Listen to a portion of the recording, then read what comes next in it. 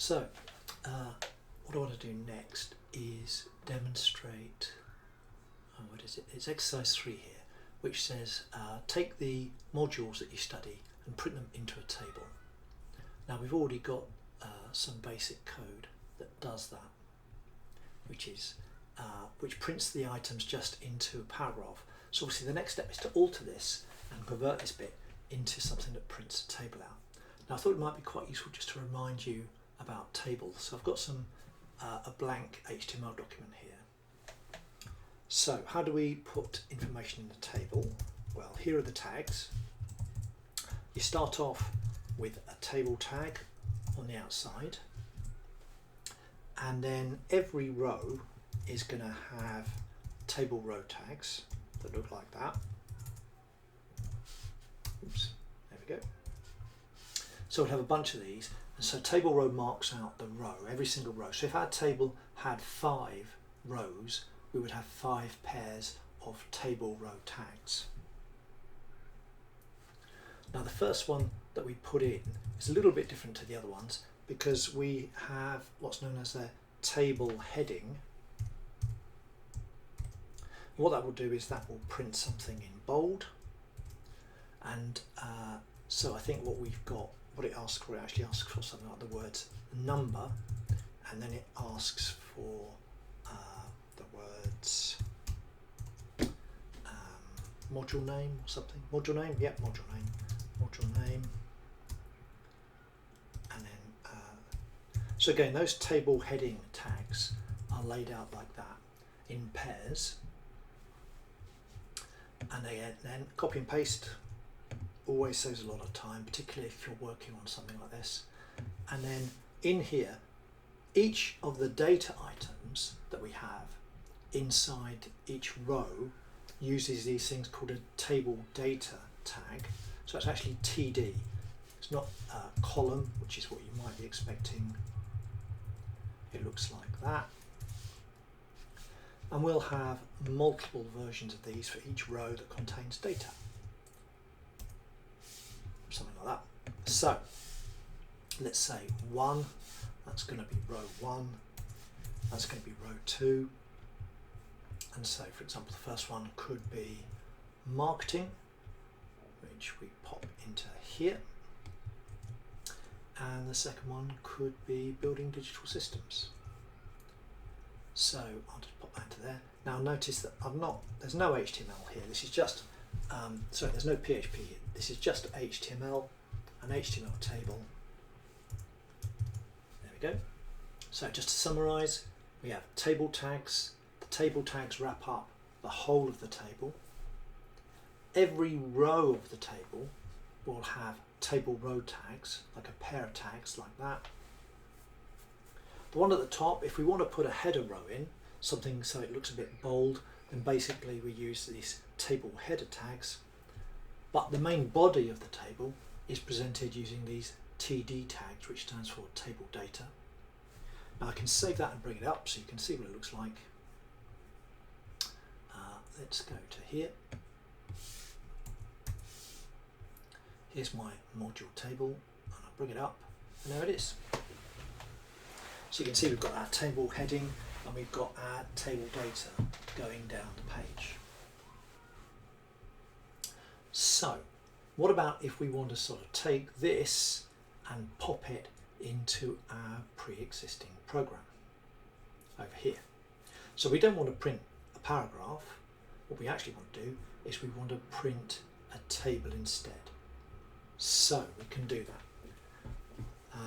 So I'm going to start off by just removing the paragraph tags because we don't need those anymore. So we want to print a table, so it's the same kind of idea. We're going to start off and we will have a table tag like that, and then a closing table tag. So that neatly corresponds to what we've got over here. We've got a table tag and a table closing tag, and then we'll need this sort of table header, and I've already created that, so I can just copy it in because it's just going to go here like that. There we are. So that will give us the table structure, and will give us the first row of the table. Now notice here, you have to be very careful. I'm not putting HTML in here inside the PHP. If I want to put some HTML in here, I'll have to print it. Otherwise, the PHP engine will just get confused. It won't understand what's HTML and what's PHP. So I've got my table, I've got my table row, and of course what comes next is I actually want to print my bits of data. So in other words, it's going to be a row that looks like this. So in here, what I basically want to do is print something that looks like that. Well, we can do that. What we really want to do is we want to put this bit in here. So let's do that. So I'm just going to copy all of that, and I want to put that bit there, and then I want to put that bit sort of there. So it looks like that. Now obviously that won't work because I'm mixing HTML and PHP up like that. So what I need to do is I need to turn these into strings. So I can just put some quotes around them, like that. And I'm going to use string concatenation to actually say combine these things together. So we've got, there we are, we print some HTML, and then we're going to print the value of the array, and then we're going to print some HTML. So let's try it. Save it. I'm going to bring it up over here. Go back, click refresh. It's called module array, so if I just tap on that, and there we are. We've got the subject studied. And that's really nice because, you know, I could have 20 subjects up here, and I don't have to alter this array or this loop in any way. Now you may have spotted a slight problem that we have. Obviously it's giving each one the same number. That's because we haven't actually dealt with this bit here. So what I want is I want a count of the options, the subjects to appear in that gap. Well, we've got a variable that actually is counting the items, and it's here, it's my counter. So what we could do is we could just pop some quotes into there, like that.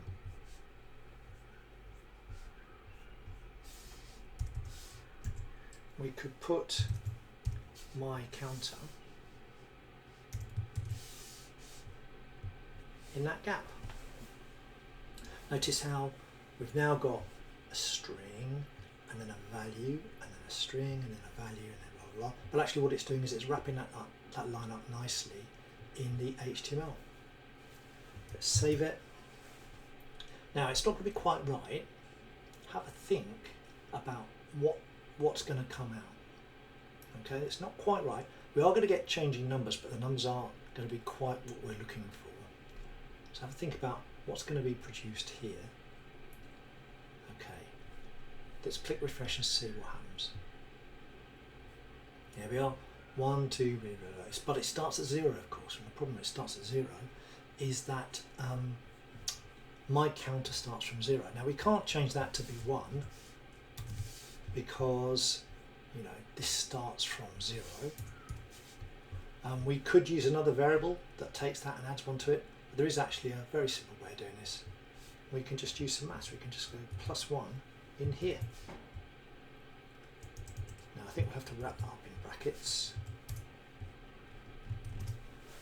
but if we go and we click refresh, there we go, you can see we've got the correct numbering now. 0, 1, 2, 3, 4, 5. We've got number and we've got module name, like that.